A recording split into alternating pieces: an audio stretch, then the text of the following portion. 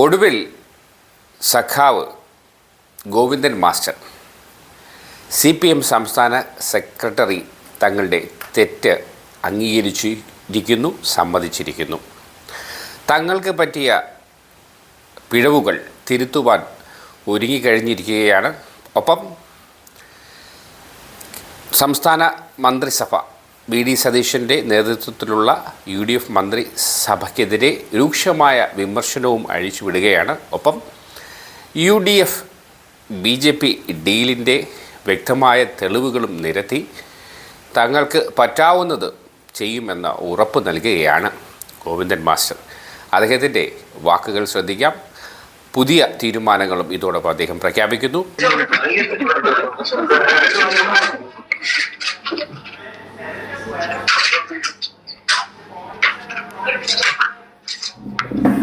കഴിഞ്ഞ 7-8 തീയതികളിൽ ചേർന്ന സംസ്ഥാന കമ്മിറ്റി സംസ്ഥാന നിയമസഭാ തിരഞ്ഞെടുപ്പുമായിട്ട് ബന്ധപ്പെട്ട റിവ്യൂ റിപ്പോർട്ട് ഏകകണ്ഠമായി അംഗീകരിക്കുകയുണ്ടായി.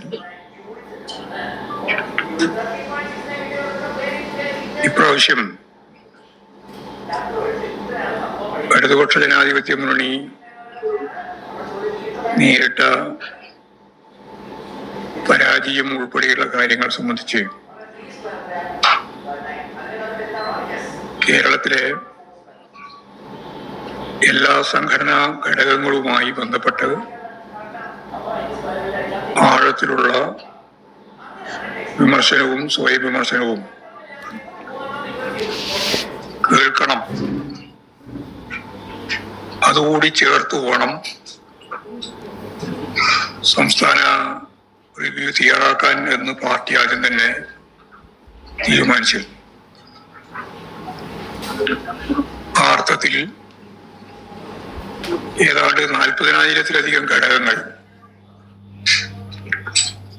അതിലുള്ള ലക്ഷക്കണക്കിന് സഖാക്കളുടെ അഭിപ്രായം കേട്ടതിന് ശേഷമാണ് ഞങ്ങൾ ഈ റിവ്യൂ റിപ്പോർട്ട് സംസ്ഥാന കമ്മിറ്റി ഏകകണ്ഠമായി അംഗീകരിച്ചു. ഇന്നത്തെ രാഷ്ട്രീയ സാഹചര്യത്തിൽ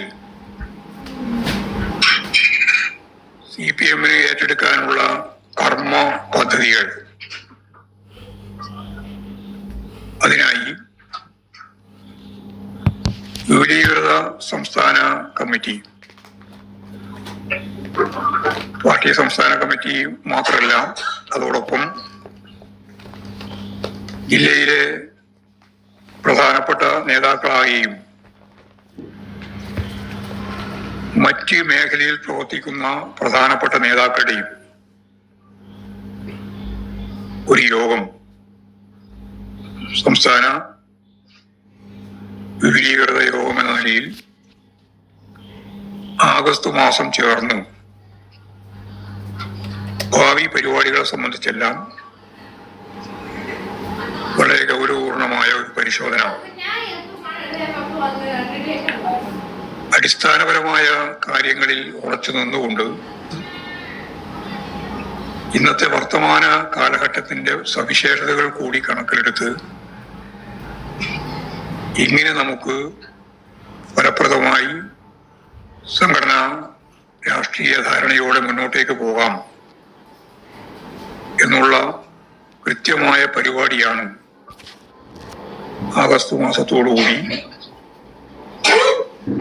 ഞങ്ങളിപ്പോൾ ഉദ്ദേശിക്കുന്നത്. ഈ ഒരു പ്രക്രിയയിൽ ഇതിലേക്ക് കടക്കുന്നതിന്റെ മുന്നോടിയായി ജനങ്ങളുടെ ആകെ അഭിപ്രായം, ഇപ്പൊ ഞങ്ങൾ പാർട്ടി ഘടകങ്ങളെയാണ് കേട്ടത്. നേരത്തെ പറഞ്ഞതുപോലെ അതിലുള്ള പാർട്ടി സഖാക്കളുടെ ചർച്ചയുമാണ് ഞങ്ങൾ കേട്ടത്. എല്ലാ ജനങ്ങളുടെയും, CPM മാത്രമല്ല, ഞങ്ങളുടെ അനുഭാവികൾ മാത്രമല്ല, അല്ലാത്തവർ ഉൾപ്പെടെയുള്ള എല്ലാവരുടെയും അഭിപ്രായങ്ങൾ തേടാൻ ഞങ്ങളിപ്പോൾ തീരുമാനിച്ചിട്ടുണ്ട്.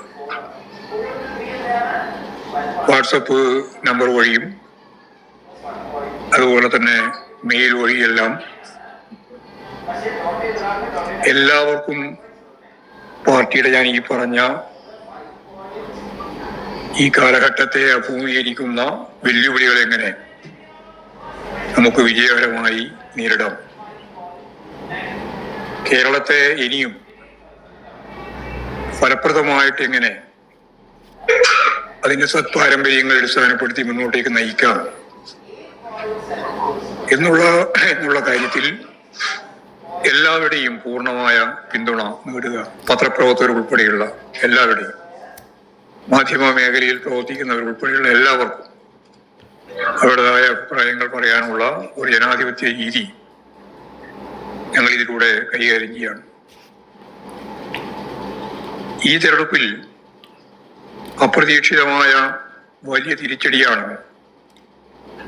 LDF ഉണ്ടായത് എന്ന് ഞങ്ങൾ നേരത്തെ തന്നെ ചൂണ്ടിക്കാണിച്ചതാണ്. ആ കാര്യം തന്നെയാണ് റിവ്യൂവിന്റെ ഭാഗമായിട്ട് ഞങ്ങൾ ഇപ്പോൾ കണ്ടത്. ഇങ്ങനെയുള്ളൊരു പരാജയം ഇടതുപക്ഷ ജനാധിപത്യ മുന്നണിക്ക് ഈ കേരളത്തിൽ ഉണ്ടാവുമെന്നും മുൻകൂട്ടി മനസ്സിലാക്കാൻ സംസ്ഥാന കമ്മിറ്റിക്ക് കഴിഞ്ഞിട്ടില്ല എന്ന സ്വയം വിമർശനം ഞങ്ങൾ അംഗീകരിച്ചു. താഴെ നിലവാരം വരെ പരിശോധിച്ചപ്പോൾ കണ്ട ഏറ്റവും പ്രധാനപ്പെട്ട കാര്യങ്ങളിൽ ഒന്നതാണ്. കേരളത്തിലെ സാമൂഹ്യ ജീവിതം എന്ന് പറയുന്നത് ആഗോള തലങ്ങളുമായി ബന്ധപ്പെട്ട് നിൽക്കുന്ന ഒന്നാണ്. ലോകത്ത് പൊതുവെ വലതുപക്ഷ സ്വാധീനം ശക്തിപ്പെട്ടു വന്നൊരു കാലാണ് ഇത്. ലോകം എന്ന് പറയുമ്പോൾ ഇന്ത്യ ഉൾപ്പെടെയാണ്. ഈ വലതുപക്ഷ വൽക്കരണത്തിന്റെ, വലതുപക്ഷ സ്വാധീനത്തിന്റെ, ശക്തിയുടെ എല്ലാം സ്വാധീനം കേരളത്തിന്റെ ചിന്താമണ്ഡലത്തിലും ഉണ്ട് എന്ന കാര്യം നമുക്കെല്ലാവർക്കും അറിയാം. കേരളം ഒറ്റപ്പെട്ട ഒരു തുരുത്ത് പോലെ നിൽക്കുകയല്ല, ലോക സമ്പദ് വ്യവസ്ഥയുമായിട്ട് ഏറ്റവും കൂടുതൽ ബന്ധപ്പെട്ട് നിൽക്കുന്ന ഒരു നാടാണ് നമ്മുടെ കേരളം. സ്വാഭാവികമായി LDF സർക്കാരിന്റെ പ്രവർത്തനങ്ങൾ പൊതുവെ ജനങ്ങൾ സ്വീകാര്യത നേടുക, നൽകുക ആണ് ചെയ്തത്. എന്നാൽ നിർമ്മാണ മേഖല ഉൾപ്പെടെയുള്ള പരമ്പരാഗത മേഖലയിൽ ജനങ്ങളുടെ ചില പ്രശ്നങ്ങൾ പൂർണ്ണമായി പരിഹരിക്കാനായിട്ടില്ല എന്ന പ്രശ്നം താഴെ ചർച്ച ചെയ്യുമ്പോൾ ശക്തിയായിട്ട് ഉയർന്നു വന്നിട്ടുണ്ട്. അത് ജനങ്ങളിൽ ഉണ്ടാക്കിയ അസംതൃപ്തി തെരഞ്ഞെടുപ്പിൽ ഇടതുപക്ഷത്തിന് പ്രതികൂലമായി ബാധിച്ചിട്ടുണ്ട് എന്ന കാര്യവും റിവ്യൂവിന്റെ ഭാഗമായിട്ട് ഞങ്ങൾ കണ്ടു. ഏതാണ്ട് 30 മണ്ഡലങ്ങളിൽ BJP വോട്ടുകൾ UDFന് നൽകുകയും ചില മണ്ഡലങ്ങളിൽ UDFന് അവർക്ക് ജയിക്കാൻ സാധിക്കില്ല എന്ന് കാണുന്ന ചില മണ്ഡലങ്ങളിൽ അവർ BJPക്ക് വിജയിക്കാൻ വോട്ട് നൽകുകയും ചെയ്യുന്ന ഒരു UDF BJP ഡീല് ഞങ്ങൾ കണ്ടു. അത് ഈ തിരഞ്ഞെടുപ്പിന്റെ ഭാഗമായിട്ടുണ്ടായ വളരെ പ്രധാനപ്പെട്ട ഒരു കാര്യമാണ്. തെരഞ്ഞെടുപ്പ് ഘട്ടത്തിൽ രാഹുൽ ഗാന്ധി ഉൾപ്പെടെ കേരളത്തിൽ വന്നിട്ട്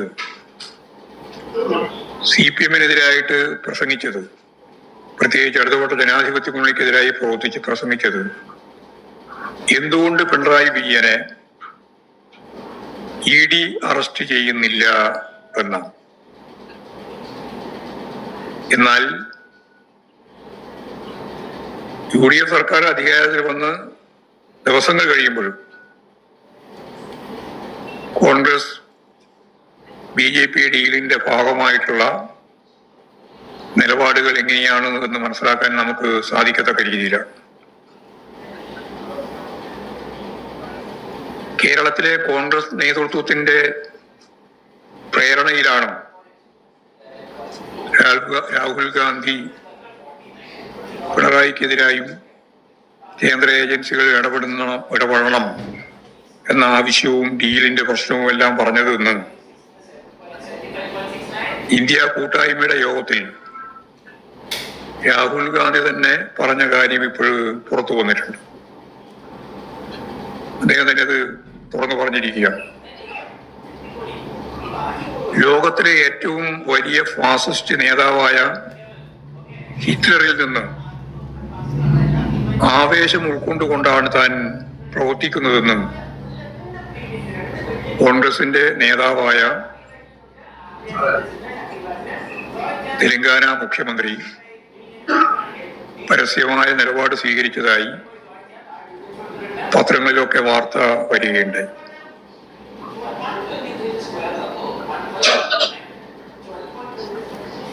അപ്പോ രേവന്ത് റെഡ്ഡിയുടെ നിലപാട് ലോകം കണ്ട ഏറ്റവും ക്രൂരനായ ഫാസിസ്റ്റ് നേതാവിന്റെ അനുയായിയെ പോലെയാണ് കാര്യങ്ങൾ അവതരിപ്പിക്കുന്നത്. ഇതും പഴയ അടിയന്തരാവസ്ഥ കാലഘട്ടവും കൂട്ടിച്ചേർത്താൽ ഏത് തരത്തിലുള്ള അമിതാധികാര നിലപാടും മനസ്സുകൊണ്ട് സ്വീകരിക്കാൻ തയ്യാറായി നിൽക്കുന്നവരാണ് കോൺഗ്രസിലെ ഒരു വലിയ വിഭാഗം ആളുകൾ എന്ന് വ്യക്തമാകുന്ന ഒന്നാണ്. അതേപോലെ വളരെ പ്രധാനപ്പെട്ട തന്നെയാണ് അദാനി ഗ്രൂപ്പ് ഉദ്യോഗസ്ഥരുമായി കർണാടകയിലെ NDA ഘടകകക്ഷിയുമായി അതിന്റെ നേതാക്കളുമായി മംഗലാപുരത്ത് വെച്ച് നടത്തിയിട്ടുള്ള മുഖ്യമന്ത്രി ആവുന്നതിന് മുമ്പുള്ള VD സതീശൻ എന്ന പ്രതിപക്ഷ നേതാവിന്റെ കൂടിക്കാഴ്ച. അതിന്റെ എന്താണ് എന്ന് പല മേഖലയിൽ നിന്നും ചോദ്യം ഉയർന്നപ്പോഴും ആ ചോദ്യത്തിനൊന്നും മറുപടി പറയാൻ മുഖ്യമന്ത്രി തയ്യാറായിട്ടില്ല. തുറമുഖ വകുപ്പ് മുഖ്യമന്ത്രി സ്വയം ഏറ്റെടുത്തു. കേരളത്തിലെയും അതുപോലെ തന്നെ കർണാടകത്തിലെയും സത്യപ്രതിജ്ഞ ചടങ്ങിന്റെ ഭാഗമായി വന്ദേമാതരം ചൊല്ലിയതും ഇപ്പോഴ് PM-ശ്രീ പദ്ധതി നടപ്പിലാക്കുന്നതുമായി ബന്ധപ്പെട്ടും മഹാത്മാഗാന്ധി യൂണിവേഴ്സിറ്റിയിൽ VC-യെ നിശ്ചയിച്ചത് D. മാവൂദ് എന്ന RSSന്റെ പ്രമുഖ നേതാവിന്റെ അദ്ദേഹം സംഘടനാ നേതാവാണ്, അദ്ദേഹത്തെയാണ് നിശ്ചയിച്ചത്. അതിനെ തുടർന്ന് സംഘപരിവാറിന്റെ ഭാഗമായിട്ടുള്ള 19 പേരെ അവിടെ MG യൂണിവേഴ്സിറ്റിയിൽ സെനറ്റ് അംഗങ്ങളായി തീരുമാനിക്കുകയും ചെയ്തു.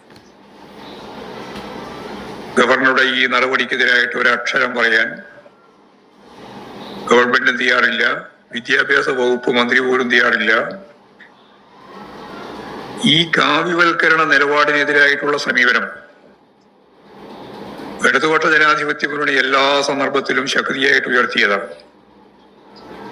പക്ഷെ യാതൊരു പ്രതികരണവും ഇല്ലാതെ, പ്രതിഷേധവുമില്ലാതെ സർവകലാശാല പൂർണ്ണമായും ഉന്നത വിദ്യാഭ്യാസം കാവ്യവൽക്കരണത്തിലേക്ക് നയിക്കുന്ന സമീപനത്തിന് കൂട്ടുനിൽക്കുന്ന നിലപാടാണ് ഇവിടെ കണ്ടിട്ടുള്ളത്.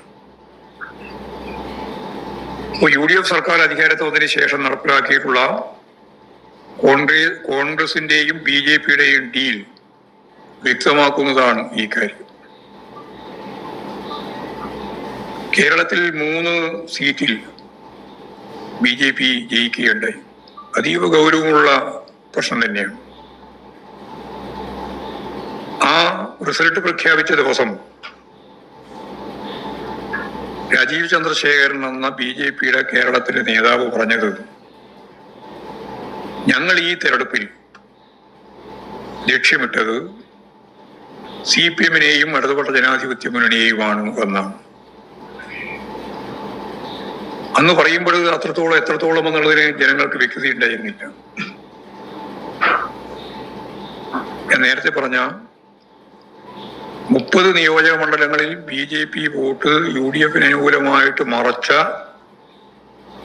ഒരു പശ്ചാത്തലത്തിൽ നിന്നുകൊണ്ടാണ് ആ വോട്ട് കൂടി നേടിയിട്ടാണ് അവർ 100+ പറഞ്ഞത് എന്ന് ഇപ്പോഴാണത് ഗൗരവപൂർവ്വം ആഴത്തിൽ പഠിക്കുമ്പോൾ മനസ്സിലാക്കാൻ സാധിക്കുന്നത്.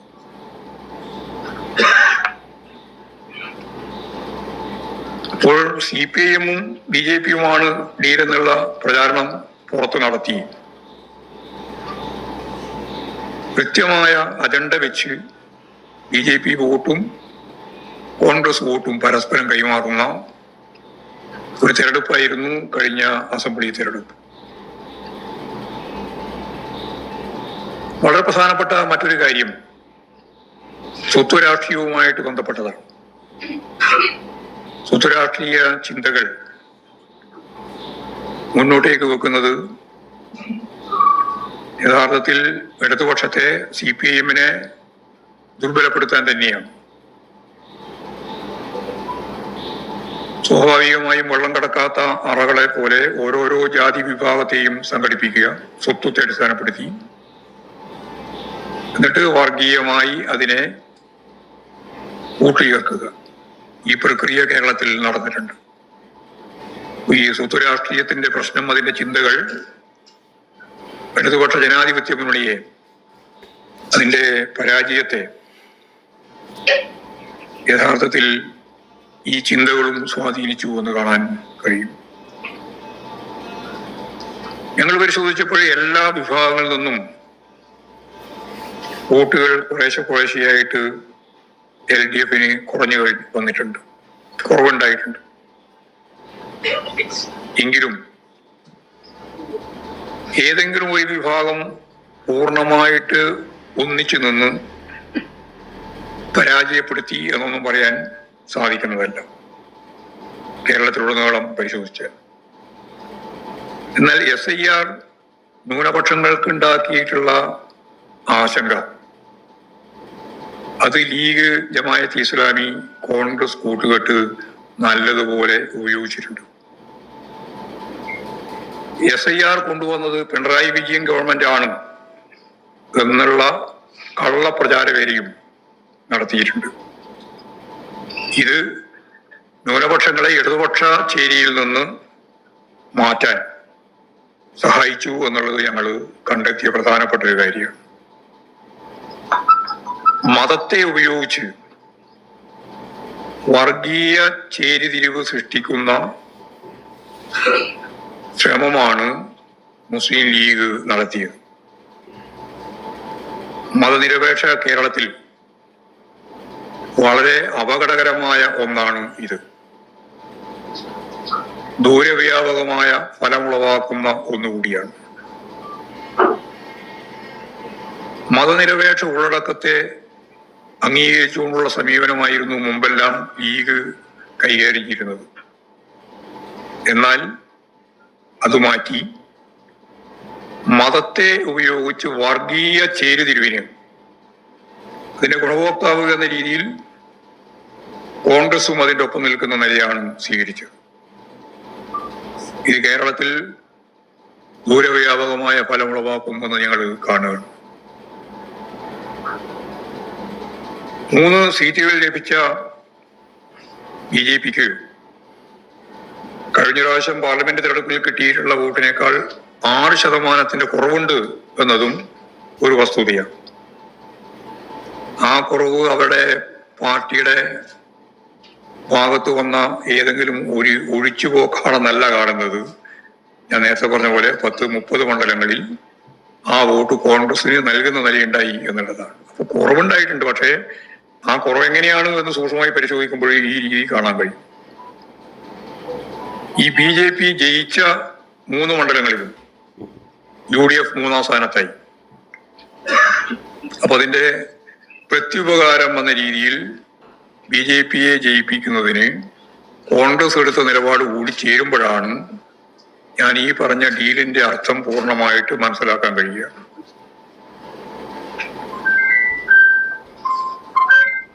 ജനങ്ങൾക്ക് നൽകിയിട്ടുള്ള വലിയ വാഗ്ദാനങ്ങളാണ് UDF ഈ തെരഞ്ഞെടുപ്പിന്റെ ഘട്ടത്തിൽ ജനങ്ങളെ കബളിപ്പിക്കാൻ വേണ്ടിയിട്ട് ഉപയോഗിച്ചു. അതിനടിസ്ഥാനപ്പെടുത്തി കുറെ ആളുകളെ അവർക്ക് അണിനിരത്താൻ സാധിക്കുകയും ചെയ്തിട്ടുണ്ട്. അതിന്റെ പൊള്ളത്തരം ഇപ്പോഴാണ് ഓരോന്നോരോന്നായി പുറത്തു വരുന്നത്. വൻതോതിലുള്ള പണക്കൊഴുപ്പ് ഈ തെരഞ്ഞെടുപ്പിൽ BJPയും കോൺഗ്രസും ഉപയോഗിച്ചിട്ടുണ്ട്. മന്ത്രിമാരും MP-മാരും MLA-മാരും പണവുമായി കേരളത്തിലെത്തുകയും ക്ഷേത്ര ഭാരവാഹികളെയും വോട്ടർമാരെയും ചില ബാങ്ക് ലോണെല്ലാം ഉള്ള അത് ചെറുതൊന്നുമല്ല, ലക്ഷക്കണക്കിനാണ്, അവിടെയെല്ലാം ആ ലോണടക്കം അടച്ചു തീർക്കുന്ന നിലപാട് സ്വീകരിക്കുകയും ചെയ്തിട്ടുണ്ട് BJP. UDF ഞാൻ നേരത്തെ പറഞ്ഞ പോലെ പല മണ്ഡലങ്ങളിലും പണക്കൊഴുപ്പ് കൃത്യമായിട്ട് ഉപയോഗിച്ചിട്ടുണ്ട്. ഞങ്ങൾ ഈ തെരഞ്ഞെടുപ്പുമായിട്ട് ബന്ധപ്പെട്ട് പരിശോധിച്ചപ്പോൾ കണ്ട ഈ കാര്യങ്ങൾക്കെല്ലാം ഒപ്പം ഞങ്ങൾ സ്വയം വിമർശകരുമായിട്ട് ഞാൻ ആദ്യം തന്നെ പറഞ്ഞു, സർക്കാരിന്റെ നേട്ടങ്ങൾ ജനങ്ങളിൽ എത്തിക്കുന്നതിൽ പോരായ്മ ഉണ്ടായിട്ടുണ്ട് എന്നുള്ളത് സ്വയം വിമർശകരുമായിട്ട് തന്നെ കാണുക. അവക്കെല്ലാം എതിരായിട്ട് വലതുപക്ഷ മാധ്യമങ്ങൾ നടത്തുന്ന കള്ളപ്രചാര വേലയെ പ്രതിരോധിക്കാനും നമുക്ക് വേണ്ടത്ര സാധിച്ചില്ല എന്നുള്ളതും വിമർശനപരമായി അംഗീകരിക്കുകയാണ്. സംഘടനാപരമായി വന്നു ചേരുന്ന ദൗർബല്യങ്ങൾ ഇത്തരം പ്രചരണങ്ങളെ പ്രതിരോധിച്ച് മുന്നോട്ടേക്ക് പോകാൻ നമുക്ക് തടസ്സമായി എന്നുള്ള സംഘടനാപരമായ പ്രശ്നവും ഞങ്ങൾ കാണുകയുണ്ട്. പയ്യന്നൂർ, തളിപ്പറമ്പ് മണ്ഡലങ്ങളിലെ സ്ഥാനാർത്ഥി നിർണയത്തിലുണ്ടായ വീഴ്ചകൾ സ്വയം വിമർശകരുമായിട്ട് കണ്ണൂർ ജില്ലാ കമ്മിറ്റി തന്നെ വിമർശനത്തിന്റെ ഭാഗമായിട്ടുള്ള കാര്യം സംസ്ഥാന കമ്മിറ്റിയുടെ മുമ്പിൽ അവതരിപ്പിച്ചിട്ടുണ്ട്. ആ സ്വയം വിമർശനപരമായ കാര്യം സംസ്ഥാന കമ്മിറ്റിയും അംഗീകരിക്കുകയാണ്. വെള്ളാപ്പള്ളി നടേശൻ നടത്തിയിട്ടുള്ള മുസ്ലിം വിരുദ്ധ പ്രസ്താവനകൾ പാർട്ടി തള്ളിക്കളഞ്ഞത് തന്നെയാണ്. SNDP ശ്രീനാരായണ ഗുരുവിന്റെ ആശയങ്ങളിൽ നിന്നും ഏതെല്ലാം സന്ദർഭങ്ങളിൽ വ്യതിചരിക്കുന്ന എല്ലാ രീതിയിലും ശക്തമത്തായ നിലപാട് സ്വീകരിച്ചിരുന്നു എന്നുള്ളതും ശരിയാണ്. എന്നാൽ ഈ അടുത്ത കാലത്ത് അദ്ദേഹത്തിന്റെ മുസ്ലിം വിരുദ്ധ പ്രസ്താവനയെ ഏറെ ശക്തമായി പ്രതിരോധിച്ചില്ല എന്ന ഒരു പൊതു അവബോധം പ്രത്യേകിച്ച് ന്യൂനപക്ഷ ജനവിഭാഗങ്ങളിൽ രൂപപ്പെട്ടിട്ടുണ്ട്. ഇത്തരത്തിൽ രൂപപ്പെട്ട ഒരു അവബോധത്തെ, ഈ സംശയത്തെ ദൂരീകരിക്കുന്ന തരത്തിൽ ശക്തിയായ ഇടപെടൽ നടത്തുന്നതിൽ പോരായ്മ സംഭവിച്ചു എന്ന് ഞങ്ങൾ സ്വയം വിമർശകരുമായിട്ട് കാണുകയാണ്. ഞാൻ പറഞ്ഞതിനെ വളരെ വ്യക്തമായ മലയാളമാണല്ലോ സംസാരിക്കുന്നത്. ഇത് പറയട്ടെ, എന്തെങ്കിലും സംശയം ഉണ്ടെങ്കിൽ ചോദിച്ചാൽ മതി. അയ്യപ്പ സംഗമം സംഘടിപ്പിച്ചത് ദേവസ്വം ബോർഡാണ്. സർക്കാരാണ് സംഘടിപ്പിച്ചതെന്ന വലതുപക്ഷ പ്രചരണ കേരളത്തിലെ ജനങ്ങളിൽ ആശയക്കുഴപ്പമുണ്ടാക്കി. രാജ്യത്തെ മതനിരപേക്ഷതയെ തകർക്കുന്ന RSS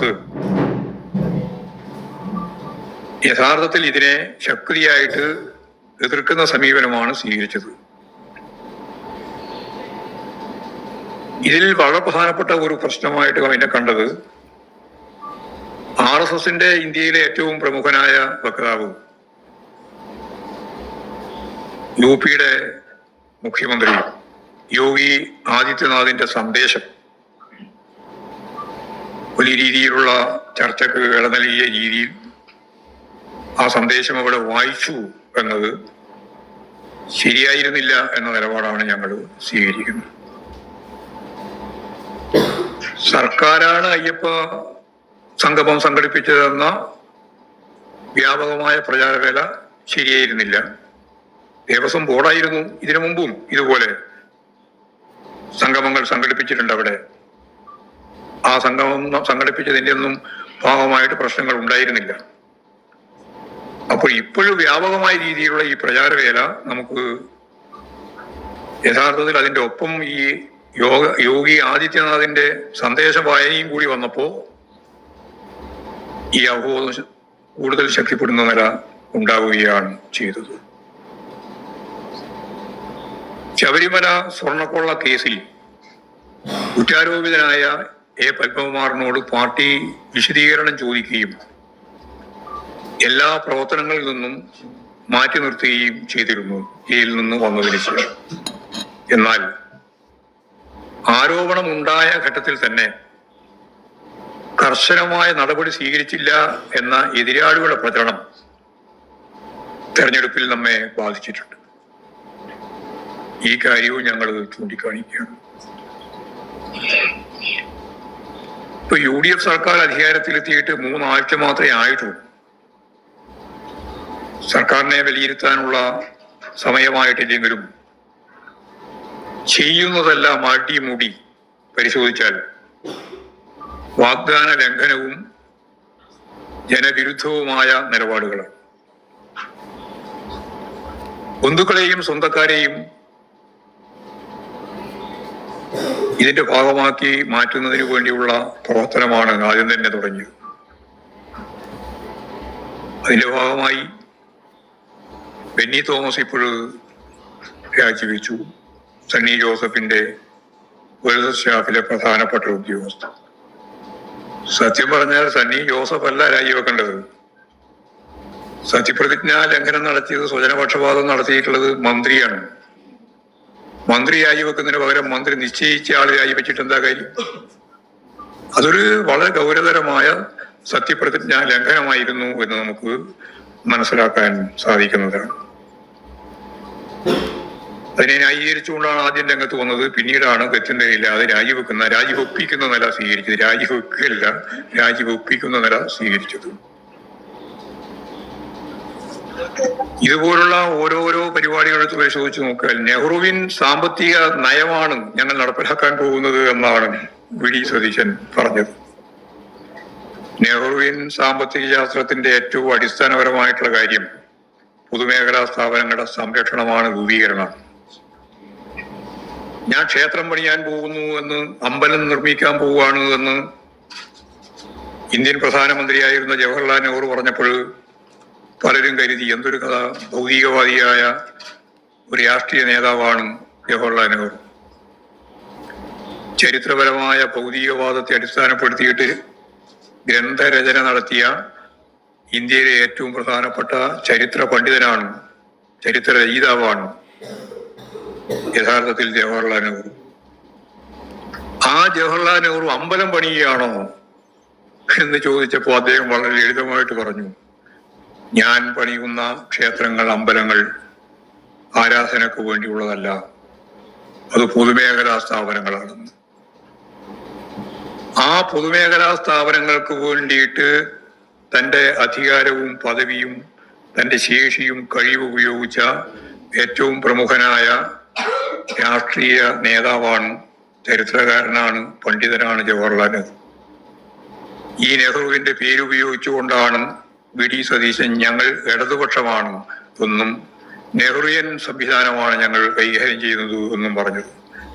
എന്താ ധവളപത്രം വന്നപ്പോൾ മനസ്സിലായത്? പൊതുമേഖലാ സ്ഥാപനങ്ങൾ മുഴുവൻ കൂട്ടിക്കുക, വിൽക്കുക. ഇപ്പൊ പൊതുമേഖലാ സ്ഥാപനങ്ങൾ ലോകത്തിന്റെ മുമ്പിൽ തന്നെ ഉയർത്തിക്കൊണ്ടുവരാൻ ഏറ്റവും ശക്തമായ നിലപാട് സ്വീകരിച്ച ജവഹർലാൽ നെഹ്റുവിന്റെ പേരുപയോഗിച്ചിട്ട് ധവളപത്രം വരുമ്പോൾ അത് പൂർണ്ണമായും അവസാനിപ്പിച്ച് പൊതുമേഖലാ സ്ഥാപനങ്ങളെ വിൽക്കാനും പൊതുമേഖലാ സ്ഥാപനങ്ങളെ പൂട്ടാനും നിലപാട് സ്വീകരിക്കുന്നു. അത് എങ്ങനെയാണ് യോജിച്ചു പോവുക എന്നുള്ളത് നമുക്ക് മനസ്സിലാക്കാൻ കഴിയും. ഇതോടൊപ്പം തന്നെയാണ് സ്വകാര്യവൽക്കരണം. ഇപ്പോ സ്വകാര്യവൽക്കരണ അജണ്ട ഇന്നിപ്പോൾ മുന്നോട്ടേക്ക് വെച്ചിരിക്കുന്നു. നമ്മുടെ കേരളത്തിന്റെ തീരം മുഴുവൻ വിൽപ്പനയ്ക്ക് വെച്ചിരിക്കുന്നു എന്ന് ഇപ്പോഴും മനസ്സിലായി. ഞാൻ നേരത്തെ തുറമുഖത്തിന്റെ കാര്യം പറഞ്ഞപ്പോ ആ വകുപ്പ് തന്നെ മുഖ്യമന്ത്രി ഏറ്റെടുത്തപ്പോ നേരത്തെ പറഞ്ഞ മംഗലാപുരം യാത്ര ഉൾപ്പെടെയുള്ള കാര്യങ്ങളും വരാൻ പോകുന്ന സന്ദർഭങ്ങളിൽ കരിമണൽ ഉൾപ്പെടെ കൈക്കലാക്കാൻ വേണ്ടി നടത്തുന്ന ലോകത്തിന്റെ മുമ്പിലുള്ള കോർപ്പറേറ്റ് ശ്രമവും എല്ലാം കൃത്യമായിട്ട് മനസ്സിലാക്കുമ്പോഴാണ് നമുക്ക് ഇതിന്റെ ആക്കം മനസ്സിലാക്കാനാകുക. ഒരു നെഹ്റുവിയൻ സിദ്ധാന്തവും ഇല്ല. തികഞ്ഞ തീവ്ര വലതുപക്ഷ നിലപാടാണ്. ഈ കഴിഞ്ഞ 3 ആഴ്ചത്തെ പ്രവർത്തനങ്ങൾ പരിശോധിച്ചാൽ നമുക്ക് ശരിയായ രീതിയിൽ മനസ്സിലാക്കാനും വിലയിരുത്താനും സാധിക്കും. അപ്പൊ എല്ലാ മേഖലയിലും സ്വകാര്യവൽക്കരണം ഇവിടെ പ്രഖ്യാപിച്ചിരിക്കുകയാണ്. ജനാധിപത്യത്തെ പറ്റി പറയുമ്പോൾ നേരത്തെ ഇവിടെ പറഞ്ഞത് സോഷ്യൽ മീഡിയയിൽ പോസ്റ്റ് ചെയ്ത നിലപാടുകൾക്കെതിരായിട്ട് എന്തെങ്കിലും നടപടി വന്നാൽ ഉടനെ തന്നെ വി.ഡി. സതീശൻ അതിനെ ശാക്തിയായിട്ട് പ്രതികരിക്കുകയാണ്. എല്ലാം ജനാധിപത്യ വിരുദ്ധമാണെന്നാണ്. അധികാരത്തിൽ വരുന്നതിന് മുമ്പ് തന്നെ തുടങ്ങി, അധികാരത്തിൽ വന്നപ്പോൾ അതിശക്തിയായിട്ട് ഇതിന്റെ ഭാഗമായിട്ടുള്ള പോസ്റ്റ് ചെയ്തവർക്കെതിരായ നടപടികൾ ആരംഭിച്ചു തുടങ്ങി. അതേപോലെ തന്നെ മുമ്പ്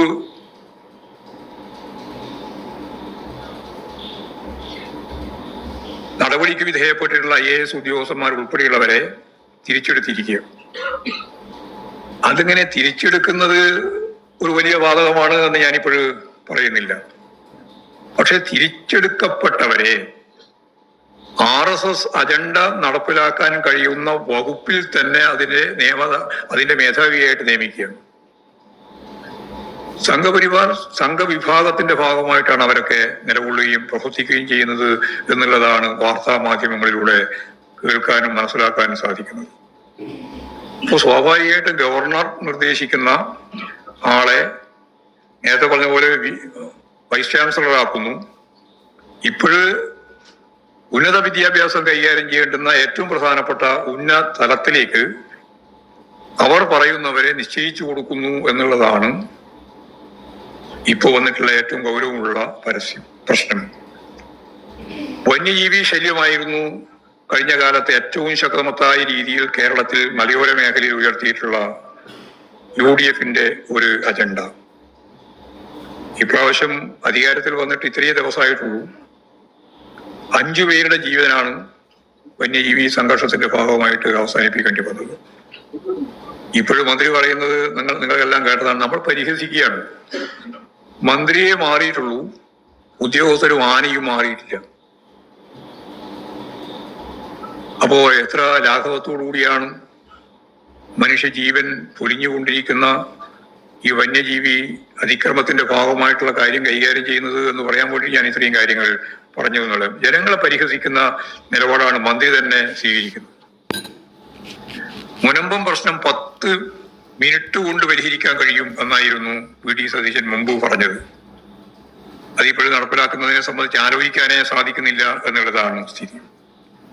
സെക്രട്ടേറിയറ്റിൽ മാധ്യമപ്രവർത്തകർക്കും പൊതുജനങ്ങൾക്കും കടുത്ത നിയന്ത്രണം എന്നാണ് LDF ഗവൺമെന്റിനെ പറ്റി പറഞ്ഞുകൊണ്ടിരുന്നത്. 3 ആഴ്ചയാകുമ്പോഴേക്ക് അവർക്ക് വെള്ളി മനസ്സിലായി ശക്തിയായ നിയന്ത്രണം ഇപ്പോഴും തുടങ്ങിയിരിക്കുകയാണ്. എന്ന് പറഞ്ഞാൽ പറയുന്ന കാര്യങ്ങളൊന്നും നടപ്പിലാക്കാൻ പോകുന്നതല്ല നില എന്ന് പറയാൻ വേണ്ടിയിട്ടാണ്.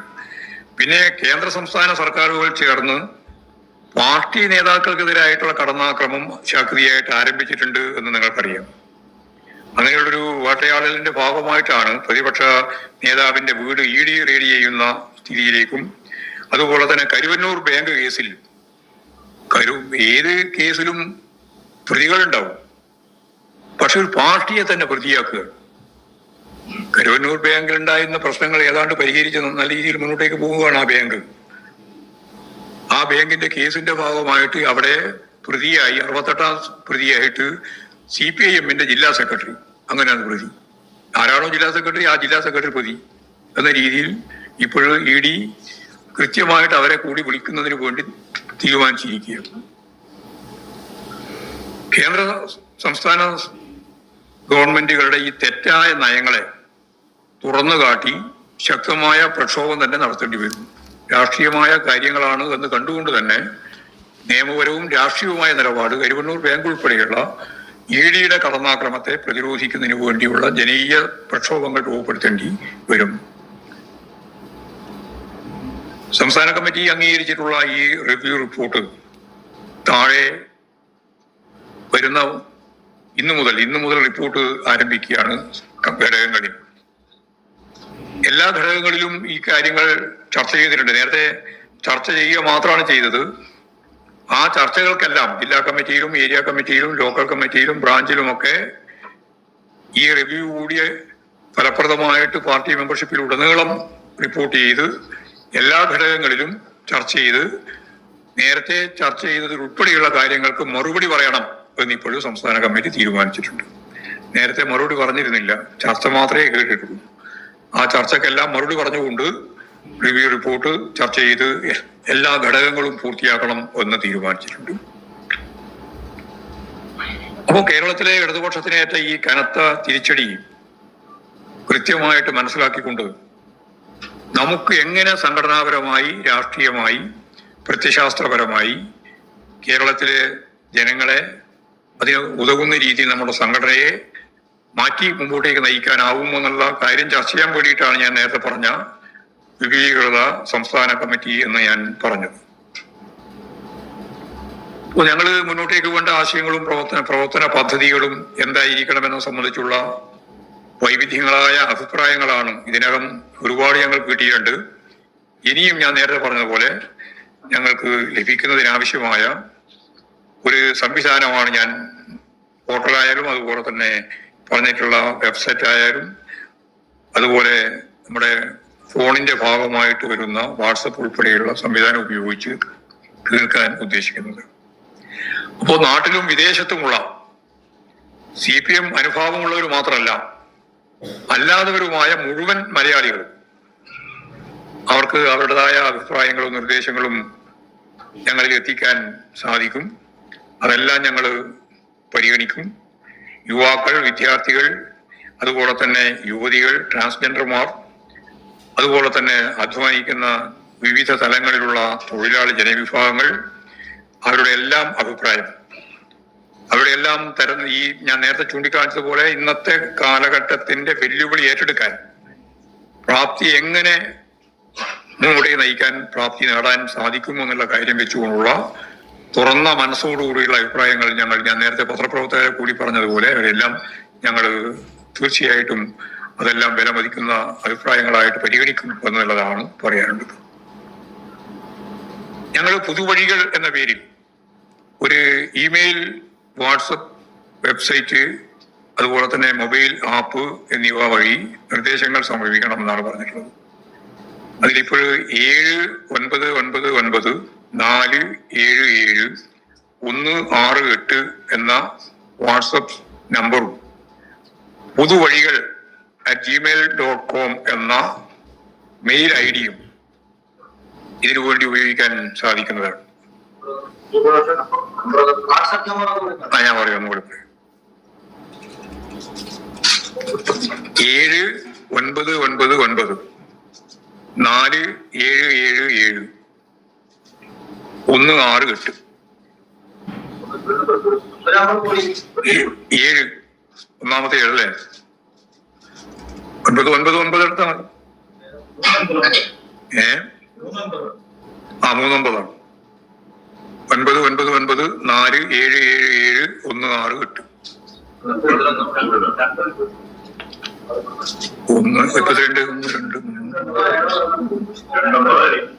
10 7 ഒഴിവാക്കുക. ആദ്യത്തെ 999 അത് നോക്കിയിട്ട് ഞാൻ കറക്റ്റ് ചെയ്ത് തരാം. അത് കൊടുക്കാം അത്രയാ.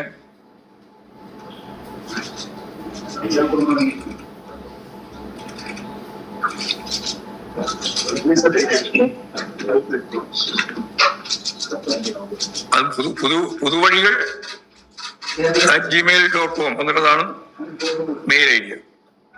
ഈ നമ്പറും അതുപോലെ തന്നെ ഇനിയിപ്പോ ഞാൻ പറഞ്ഞ വെബ്സൈറ്റ് ഉൾപ്പെടെയുള്ളത് നമുക്ക് കൊടുക്കാം, പത്രത്തിൽ കൊടുക്കാം, കുറിപ്പായിട്ട് കൊടുക്കാം. കൃത്യമായിട്ട് തന്നെ അത് കൊടുക്കാൻ കഴിയും.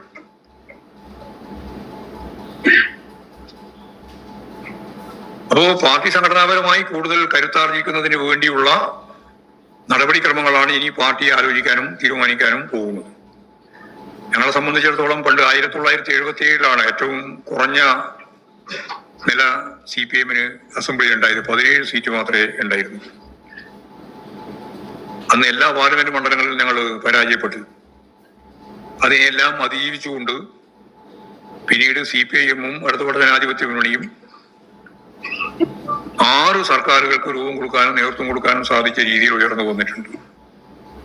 എന്ന് പറഞ്ഞാൽ ഈ തിരിച്ചടികളെയെല്ലാം അഭിമുഖീകരിച്ചുകൊണ്ട് അതിനെ അതിജീവിക്കത്തക്ക രീതിയിൽ നമ്മുടെ പാർട്ടി സംഘടനയെ ശക്തിപ്പെടുത്തിയും വർഗ ബഹുജന സംഘടനകളെ ശക്തിപ്പെടുത്തിയും വലതുപക്ഷ ആശയങ്ങൾക്ക് മുൻകൈയുള്ള ലോക പശ്ചാത്തലത്തിൽ ഇടതുപക്ഷത്തിന്റെ സത്പാരമ്പര്യങ്ങളെ ഉയർത്തിപ്പിടിച്ചുകൊണ്ട് കേരളത്തിലെ ജനങ്ങളിൽ ഇടതുപക്ഷ ആഭിമുഖ്യം ശക്തിപ്പെടുത്തിക്കൊണ്ട് പാർട്ടിയും വർഗവിഭജന പ്രസ്ഥാനങ്ങളും ആകെ എല്ലാ വിഭാഗം ജനങ്ങളെയും ബുദ്ധിജീവികൾ ഉൾപ്പെടെയുള്ള സാംസ്കാരിക മേഖലയിലുള്ളവരുടെ എല്ലാവരുടെയും പിന്തുണ ആർജിച്ച് കരുത്തോടുകൂടി മുമ്പോട്ടേക്ക് പോകും.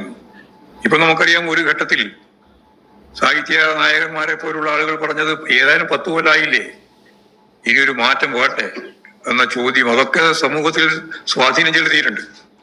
അപ്പോ അതൊന്നും ഒരു ഇടതുപക്ഷ ആശയത്തിന്റെ ഭാഗമായിട്ടല്ലേ, യഥാർത്ഥത്തിൽ വലതുപക്ഷത്തിന് വേണ്ടിയുള്ള ഇടതുപക്ഷ മുഖമായിരുന്നു ആ രീതിയിലുള്ള പ്രയോഗങ്ങൾ ഓരോന്നും. സ്വാഭാവികമായിട്ടും ഇടതുപക്ഷ ആഭിമുഖ്യത്തോടുകൂടി തന്നെ ഈ കേരളത്തിലെ മതനിരപേക്ഷ മനസ്സ് അതിനെ ശക്തിപ്പെടുത്തിയില്ല എങ്കിൽ കേരളം അല്ലാതാവും എന്നുള്ള വളരെ അപകടകരമായ കാഴ്ച കൃത്യമായിട്ട് ഉൾക്കൊണ്ടുകൊണ്ട് പാർട്ടി മുന്നോട്ടേക്ക് പോകും എന്ന് തന്നെയാണ് അത് സംബന്ധിച്ച് പറയാനുള്ളത്. ഇത്രയും കാര്യങ്ങളാണ് പൊതുവെ റിവ്യൂവിന്റെ ഭാഗമായിട്ട് പറയാനുള്ളത്. പഴയതിനേക്കാൾ ഉപരിയായി അധികാരത്തിൽ വേഗം അടുത്ത ഈ കാലാവധി പൂർത്തിയാക്കി അടുത്ത മന്ത്രിസഭയിൽ എത്തുവാനുള്ള തീവ്ര പരിശ്രമത്തിലാണ് ഗോവിന്ദൻ മാസ്റ്ററും സഖാക്കളും. എന്തായാലും അവരുടെ ആ ഒരു എഫേർട്ടിനെ നമ്മൾ അംഗീകരിക്കണം. എന്തായാലും നല്ലൊരു പ്രതിപക്ഷമായിരുന്നു കൊണ്ട് ജനങ്ങൾക്ക് ഗുണകരമാകുന്ന കാര്യങ്ങൾ ചെയ്തുകൊണ്ട് അടുത്ത മന്ത്രിസഭയിൽ വരാനുള്ള ആ ഒരു ആർജവം ലഭിക്കട്ടെ എന്ന് ആശംസിക്കുന്നു. വാർത്തകളും വിശേഷങ്ങളും അവസാനിക്കുന്നില്ല. മറ്റൊരു വാർത്തയുമായി നമുക്ക് വേഗം കണ്ടുമുട്ടാം. അതിൽ എല്ലാവർക്കും നല്ലൊരു ദിവസം ആശംസിക്കുന്നു. Good luck.